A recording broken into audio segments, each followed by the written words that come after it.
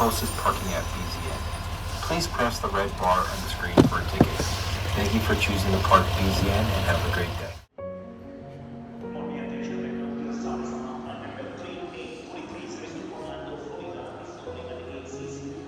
You guys know I've been on a property hunt for quite a while now. After a few little snafus with Ziggy and a swollen eye, early this morning I was able to check on him and he was doing totally fine. I left the horses in the capable hands of my sitter, and now I'm making my way through the Denver airport to catch my second flight. This trip is a reconnaissance mission. I'm gonna look at a few properties that I've had my eyeballs on for a couple of years. The first property I'm going to look at is in Colorado. It's been on the market for almost 3 years and the price has been reduced a significant amount, like 65%.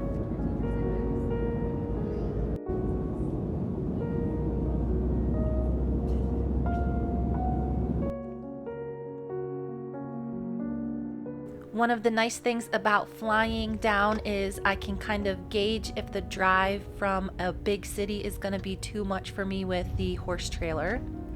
Finding a place where I can take the horses in case of an emergency is a big deal for me, since I do rescue a lot of horses that need extra veterinary care.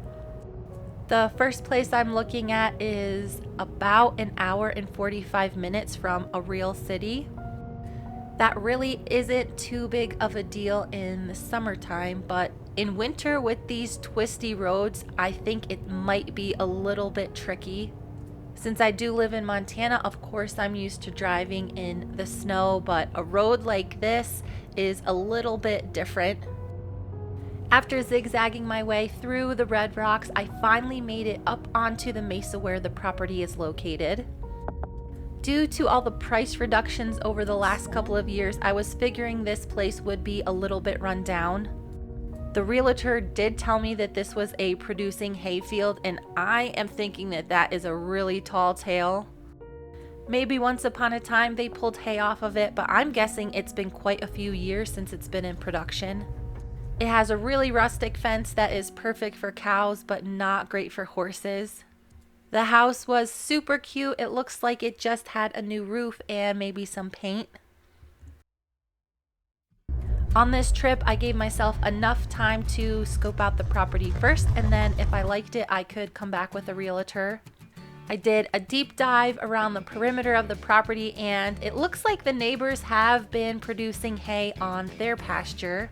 One of the really nice things about the property I came to look at is it does have fantastic water rights, although it looks like the current owners have not been using them. The shares of water rights that come with this property equate to more than 50% of the listing price. This place was built in the early 1900s, so of course there's probably going to be a lot of maintenance that needs to be done to the buildings and the barns. In order for this to be a feasible purchase for me, I also have to be able to make some kind of money off of it. Whether that's through boarding horses or producing hay, there has to be something that adds value to the property for me to be able to justify the price tag, even though it has been cut so drastically. You can see one of the big hay barns in the distance there.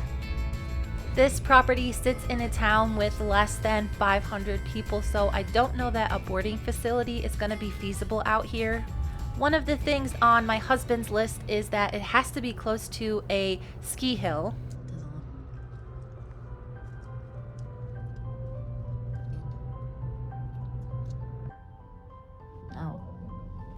As we continue to shop for our perfect place, it's become pretty evident how spoiled we are where we live currently.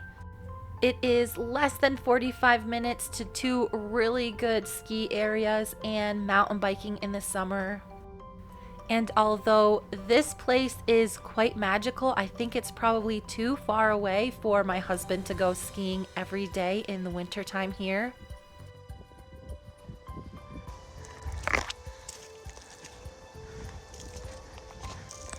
Oh yeah.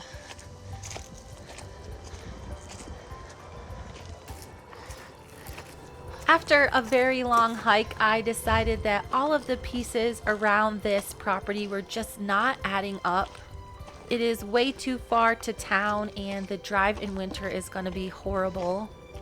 And while I know my husband would love heading out here and hitting the slopes every day, it would be a very dangerous drive to do in the wintertime every single day. I've never been here before and this mountain is a little bit crazy. That is the local airport. It is literally on the top of a mesa. Due to the first property being at the very top of our price range and the distance between civilization and the ski amenities, we decided that it's probably just not the right spot for us. It was really nice to get out and enjoy the fall colors. I don't see this many aspen trees at home in Montana. I tried really hard to find a place I could go on a ride while I'm out here, but I did drive past one of the outfits and their horses did not look good to me. With the first place crossed off my list, I am heading out to one of my favorite places on the planet. And of course, while I'm here down in Moab, I am going to go on one of my favorite hikes. After being a little bit disappointed in the last property I looked at, it was really nice to get back out on a trail that I knew very well. I lived here for a number of years. This is where I met my husband. Every time I come back here, it just feels like a place that I am supposed to be.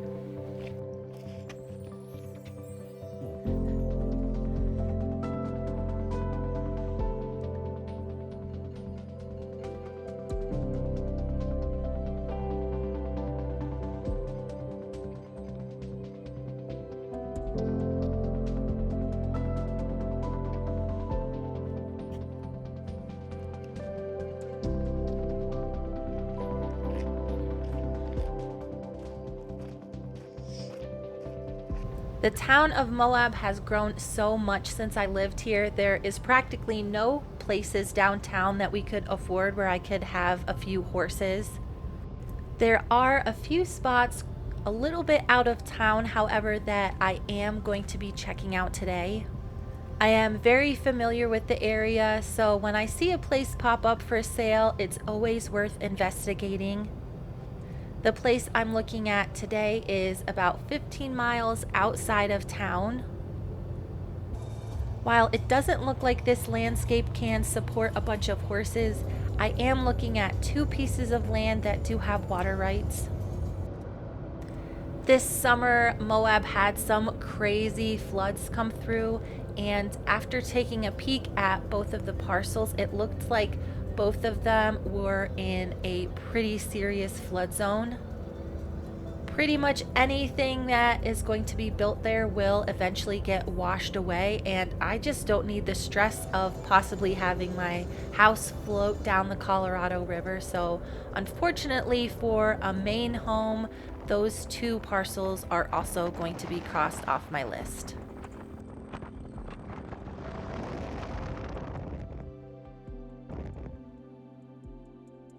As I headed out of town, I was a little bit disappointed in my trip. Every time I get back from a house hunting trip, I kind of realize how much I really love Montana.